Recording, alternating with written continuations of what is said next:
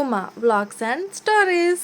Hi అండి అందరికీ, అందరు ఎలా ఉన్నారు? నేను చాలా బాగున్నాను. ఈరోజు వ్లాగ్ ఏంటంటే అమ్మ వాళ్ళ ఇంటికి వెళ్తున్నాను బోనాల పండుగ కానీ. మార్నింగ్ 4 o'clock లేచినాను బట్టలు సదురుకుందామని. లేచిన వెంటనే ఫస్ట్ చాయ్ పెట్టి ఇంకా బట్టలు సదురుకున్నాను.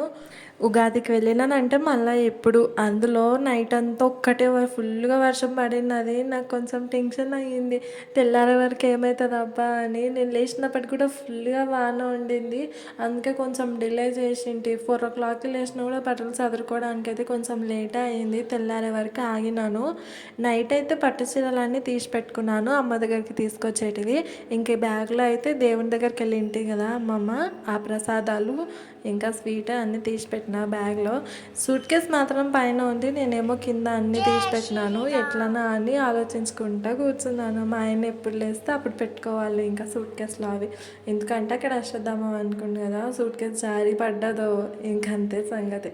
ఇంకా వాడైతే ఫాస్ట్గానే లేచిండు. ఆ రూమ్లో లైట్ వేసి పెట్టినా కాబట్టి లేచి కూర్చున్నాడు, లేకపోతే బాగానే నిద్రపోతుండే వాడు కూడా. నాకైతే నైట్ అంతా అసలు సరిగా నిద్రనే పట్టలేదు. ఎప్పుడు వెళ్దామా అమ్మ వాళ్ళ ఇంటికనే ఉండింది. ఉగాదికి పోయినా కాబట్టి ఒక 2 months ఏమో మధ్యలో గ్యాప్ వచ్చింది. అప్పుడప్పుడు అమ్మ వాళ్ళు వచ్చిపోయినా కానీ నాకు ఎందుకో రావాలి అనిపించిండే. లాస్ట్ మంత్ బాగా హెల్త్ ప్రాబ్లం ఉండింది, అప్పుడే రావాలనుకున్నా కానీ మళ్ళీ నెక్స్ట్ మంత్ బోనాలు ఉన్నాయి కదా అప్పుడు వెళ్దాంలే అన్నట్టుగా ఇంకా అప్పుడేం రాలేదు. కట్టుకోవాల్సిన పట్టు చీరలు అయితే నైట్ తీసి పెట్టుకున్నాను కానీ ఇంకా డైలీ వేర్కి ఇట్లా బట్టలు మాత్రం తీసుకోలేదు. ఎక్కువ రోజులు అయితే ఏం వెళ్ళాము, మళ్ళీ ఇంటి దగ్గర ప్యాక్ పని ఉంది. యాక్చువల్లీ నేను వచ్చే రోజే మా ఆయనకి ఫుల్ పని ఉండింది ఇంటికాడ, కానీ నేనైతే ఈసారి వినను అని చెప్పినాను. ఖచ్చితంగా అనుకున్న రోజుకి పోవాలనే ఫిక్స్ అయిపోయి మొండి పట్టుతోనే తోలుకొచ్చినాను. అంత వర్షం పడ్డా కూడా మా ఆయన అందుకోసమనే తీసుకొచ్చిండు నన్ను. నేను ఎప్పుడు రావాలనుకున్నా అదే రోజుకి ఏదో ఒకటి పనిపడి ఉంటుంది మా ఆయనకి. ఈసారి అందుకే అంతగానో పట్టుబట్టి కూర్చున్నా. మా ఊర్లో బోనాలకి ఇక్కడ అమ్మ వాళ్ళకి బోనాలకి నెలన్నరకి ఎక్కువనే టైం ఉంటుంది. ఇక్కడ సికింద్రాబాద్ బోనాలు చివరి వారం చేస్తారు కదా, ఇంకా అప్పుడే అమ్మ వాళ్ళు కూడా బోనాలు చేసుకుంటారు. యాక్చువల్లీ అమ్మ అయితే బోనాలు మేము ఎత్తదు, కానీ ఈసారి అక్కే చేస్తా అన్నదంట బోనము. మేము అల్వాల్కి వచ్చినాక 3 years అయితే కంటిన్యూగా బోనం ఎత్తినాము. ఇంకా తర్వాత మా పెళ్ళిళ్ళు అయ్యేసరికి ఇంకా అమ్మ కూడా వదిలేసుకుంది. అమ్మ వాళ్ళ ఇంటికాడ కూడా మేము బోనం ఎత్తొచ్చు అంట, కానీ ఇంకా మేమైతే ఎప్పుడు చేయలేదు. ఈసారి అక్క చేస్తుంది కదా, ఇంకా మంచి హడావిడినే ఉంటుంది. ఫస్ట్ ఇంకా అమ్మ వాళ్ళకన్నా ముందు అక్కనే కాల్ చేసి ఇన్వైట్ చేసింది మమ్మల్ని, ఖచ్చితంగా బోనాలకి రావాలి అని. అన్ని పండుగల కన్నా చూసుకుంటే నాకు ఎందుకో బోనాల పండుగ కొంచెం హడావిడి ఎక్కువనే అనిపిస్తుంది. ఎందుకంటే అందరు చుట్టాలు వస్తుంటారు కదా, అందరం కలుస్తాము, మంచి నాన్ వెజ్ అందరం కలిసి గుడికి వెళ్తాము. అందుకని బట్టలు అయితే నేను ఎక్కువ ఏం తీసుకోలేదు, అందరికి 4 జతలే తీసుకున్నాను. ఇప్పటి నుంచి అమ్మ వాళ్ళ ఇంటికి వస్తే ఖచ్చితంగా నావేమన్నా డ్రెస్సులన్నా పెట్టాలి. అమ్మ వాళ్ళ దగ్గర నావి బట్టలే లేవు. ప్రతిసారి వచ్చినప్పుడల్లా పెద్ద లగేజ్ అవుతుంది, మా ఆయనతోనో తిట్లు అవుతున్నాయి. చదువుతుంటే కూడా నాకు అనిపించింది ఎంత తిరిగాడో మా ఆయన అనుకున్నాను. ఇంకొకటి ఏంటంటే అమ్మ దగ్గర బట్టలు కుట్టించుకుందామని నేను శారీస్ తీసుకున్నాను కదా, అవి బ్లౌజులు కుట్టించుకుందామని అది చదివితే లగేజ్ అదో పెద్ద సంచి అయింది. వామో వెళ్ళేదే బస్సుకి, ఇవన్నీ చూస్తే ఎక్కడెక్కడ తిరుగుతుందో అని దిక్కు టెన్షన్తోనే ఉన్నా. ఇంకా చదిరట్టు పెడదాము లాస్ట్ వరకు ఏమవుతుందో అని ఇంకా మొత్తం చదివేసినాను. మా అమ్మమ్మ అయితే చాలా రోజులకి పూజ చేసింది. నేను మా పెళ్ళైనప్పటి నుంచి అమ్మమ్మ పూజ చేయడం ఇది 2వ సారి చూడడము. అశ్విత రేపు డెలివరీ అవుతుంది నాకు అన్నంగా అప్పుడు పూజ చేస్తే మళ్ళీ ఇప్పుడు పూజ చేసింది. ఇంతకు ముందైనా సరే చాలా వరకు ఇంట్లో పూజ మా హస్బెండ్ ఎక్కువ చేస్తాడు, అందుకే అమ్మ చాలా వరకు చేయకుంటున్నానంట. మేము ఎందరం రెడీ అయ్యి ఇంటి నుంచి వెళ్ళే వరకే టైం ఇంకా 10:30 ఏమో అయ్యింది. తాత వచ్చి ఆటోలో దింపిండు. అప్పటికి వర్షం పడుతూనే ఉంది, చిన్న చిన్న చినుకలు. ఆటోకి నిండా మూసుకొని వెళ్ళినాము. ప్రస్తుతానికైతే నేను అమ్మమ్మ మా అమ్మ వెళ్ళింటిమి. తాత నెక్స్ట్ డే వస్తానన్నాడు. యాక్చువల్ ఆ రోజు మా ఆయనకు కూడా ఇంటి దగ్గర పని ఉందని చెప్పిన కదా, ఇంకా అదే పని మా తాత చూసుకుంటా అన్నాడు. అందుకే తాత నెక్స్ట్ డే వస్తా అని అనుకున్నాడు.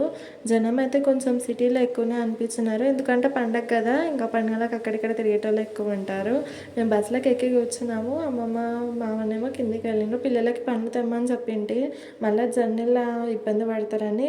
ఇంటికాడైతే నేను టమాటో రైస్ చేసుకొని వచ్చిన, మళ్ళీ పిల్లలు మధ్యాహ్నం ఆకలికి ఇబ్బంది పడతారు కదా అని ఎప్పుడైనా సరే నేను జర్నీలో పిల్లలకి టమాటో రైస్ చేసుకుంటాను ఖచ్చితంగా. మధ్యలో స్టాప్ ఉంటుంది కదా, ఇంకా అక్కడ తినిపిస్తాను. వెళ్ళే ముందు అయితే మా తాత పిల్లలకి బాగా చెప్తున్న పాదం అంతా వీళ్ళ మీద ఉంది మా తాతకి. ఇంకా సిటీలోకి ఎంట్రీ అయినాము, మేము అక్కడ దిగినాము. బస్సు దిగి ఇంకా క్యాబ్ బుక్ చేసుకున్నాము, యూబర్ బుక్ చేసుకున్నాము. ఇంతకుముందు ర్యాపిడోలో ఆటో చేసుకుంటుంటే కానీ ఇంకా వర్షం ఫుల్గా స్టార్ట్ అయిపోయింది. మేము బస్సు దిగిన వెంటనే ఇంకా క్యాబ్ బుక్ చేసుకున్నాం, కారే. ఏమన్నా వాననా అసలుకి హైదరాబాద్లో ఎక్కడ చూసినా ఫుల్గా నీళ్ళే ఉన్నాయి. సగం బండ్లు మునిగిపోయేటట్టుగా ఉన్నాయి. ఎందుకు హైదరాబాద్ ఇంత గలీజ్గా అవుతుందో వర్షం పడితే. అంటే బిల్డింగ్ మీద ఉన్న వాటర్ కూడా మొత్తం పైపులకి రోడ్ మీదకే పాడేస్తుంటారు. రోడ్డు మీద ఫుల్గా ట్రాఫిక్. అసలు మేము ఎప్పుడు వచ్చినా కానీ గంటన్నర ఇట్లా పడుతుండే ఇంటికి వెళ్ళడానికి ఎంజీబీఎస్ నుంచి మా ఇంటి దగ్గరికి. ఈసారి మాత్రము 3 గంటలేమో పడ్డది. ఆ ఫుల్ వర్షంలో అంత ట్రాఫిక్లో ఎక్కడ చూసిన వాటరు భలే చిట అనిపించింది. ఎప్పుడు ఇంటికి వెళ్తానా ఎప్పుడు పడుకుంటానా అని ఉండింది. నాకు ఫుల్గా అలసిపోయినట్టుంది నేను జర్నీలో. అందులో ఫుల్గా వర్షం ఉండింది కదా ఊరు సైడ్ కూడా. మార్నింగ్ టైము నేను విండో పక్కన కూర్చున్న గాలికి దెబ్బకి జలుబు స్టార్ట్ అయిపోయింది. ఇంకా అదే నస ఉండింది. ఎప్పుడు పడుకోవాలన్న ఫీలింగే ఉంది. మా ఆయన ముందర కూర్చొని బాబుని పెట్టుకొని నడిపి ఇంటికి వచ్చినాము. ఫుల్ అల్లరి. ఇంకా పిల్లలు అమ్మ వాళ్ళకు ఉండేది 2 రూమ్లు గాయగా చేసి పెట్టిండ్రు. ఈ పాపం మా అక్క కూతురు వర్షిని చెప్పింటా ఇంతకుముందు వీడియోలో. అమ్మ ఫుల్ హ్యాపీ ఇంకా నేను వచ్చిందంటే. 2 నెలలకు వచ్చినా కదా ఇంకా అందుకే ఫుల్ సంతోషం. ఇంటి దగ్గర నుంచి నేను నెయ్యి తీసుకొచ్చినాను. మేము లీటర్ పాలు తీసుకుంటాం కదా, మీగడ బాగా వస్తుంది కదా బర్రె పాలు. ఇంకా అవి అమ్మమ్మ నెయ్యి చేసింది. పిల్లలు ఇక్కడ బాగా తింటారు అక్క పిల్లలని ఇంకా తీసుకొచ్చినాము. పిల్లలకి టమాటో రైస్ చేసుకొచ్చిన కదా అసలు తిననే లేరు. బయట గడ్డి తిన్నారు, ఇంటిని చేసుకొచ్చిన తినలేరు. నాకు మొక్కజొన్నలు అంటే చాలా ఇష్టము, స్వీట్ కార్న్. నేను రాముడికి అమ్మ తెచ్చిపెట్టింది వచ్చినంతనే చేసి పెట్టి. నేను ఇక్కడికి వచ్చిన ప్రతిసారి అమ్మ ఖచ్చితంగా స్వీట్ కార్న్ చేసి ఇస్తుంది నాకు. స్టూడియో ఉంటుంది అమ్మ వాళ్ళకి దగ్గర, అక్కడ తెస్తుంది. బయట చాలా వరకు దొరకదు. ఉగాదికి వచ్చిన అంటే ఇప్పుడు కాబట్టి 2 నెలల గ్యాప్ వచ్చింది కదా. ఇంకా అమ్మ బాగా వెయిట్ చేసిండ్రు ఇద్దరు మమ్మీ డాడీ. ఆ ముందు రోజే డాడీ కాల్ చేసి రేపే రానా అని కళ్ళకి నీళ్ళు తిప్పుకున్నాడు. ఎందుకంటే నేను భలే పిచ్చేస్తాను మా నాన్నకి. ఎప్పుడు వస్తానా అనే వెయిట్ చేస్తుంటాడు. వస్తలే నాన్న రేపు అని చెప్పినాను. నేను చూసి ఏమన్నా సంతోషపడినాడు. అప్పటికి నాన్న రాలేడు. ఇంకా అమ్మ మొక్కజొన్న చేసింది కదా అశ్వితకు కూడా తినిపిస్తున్నది. ఆ పాప ఇప్పుడు కూడా సరిగా పోకునిన్నది అమ్మ దగ్గరికి. నేను పక్కన కూర్చున్నా కాబట్టి బలవంతంగా అమ్మ తినిపిస్తుంది కాబట్టి అది అమ్మతో అంత బలవంతంగా కూర్చుంది. పాప వర్షిని మాత్రం నన్ను అస్సలు కదిలిపెట్టదు. దానికైతే అన్నీ నా బుద్ధిలో వచ్చినాయి. నేను కూడా చిన్న ఉన్నప్పుడు అసలు తిండే తినకుంటుంటే నేను తినిపించేది కూడా ఆయనతో 2 స్పూన్లే తిన్నది. అది దానికి ఏం నచ్చదు. అన్నం తిన్నదంటే తర్వాత మనం ఎన్ని పెట్టినా ఎన్ని బయట ఫుడ్ ఏది పెట్టినా కానీ తినదు నాలాగనే.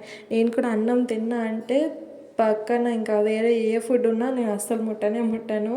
దానికి నా బుద్ధులు వచ్చినాయి. చిరాకుతనం కూడా నా బుద్ధి వచ్చింది. ఉంటుంటేనే కోపం అయ్యి ఏది ముట్టకుండా అంతా నాలాగానే ఉంది ఆ పాప. అమ్మ దగ్గరికి వచ్చినా అంటే అమ్మ బీరు ఓపెన్ చేస్తే అన్ని మీషో చీరలే ఉంటాయి. ఈ 2 చీరలు కూడా మీషోలో తీసుకుందంట చూపిస్తుంది.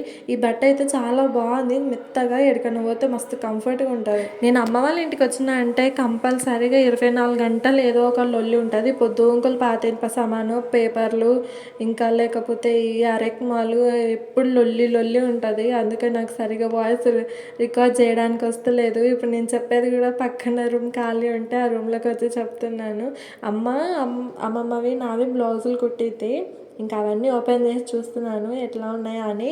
యాక్చువల్లీ నేను బోనంలో కట్టుకోవాలనుకున్న చీర మా పిన్ని దగ్గర ఉంది. మా పిన్ని ఏమో హైదరాబాద్కి వచ్చింది. ఇంకా ఊరి నుంచి తీసుకురావడానికి అయితే కుదరలేదు. వేరే పట్టు చీర తీసుకున్నా, ఇంకా అదే కట్టుకోవాలి. మా నాన్న సంతోషం కాదు నన్ను చూసి ముందే గారాల బిడ్డని. ఇంట్లో చిన్న బిడ్డ అంటే ఇంకెట్లా ఉంటుంది, ఫుల్ గారాబలు కదా. నేనైనా అంతే.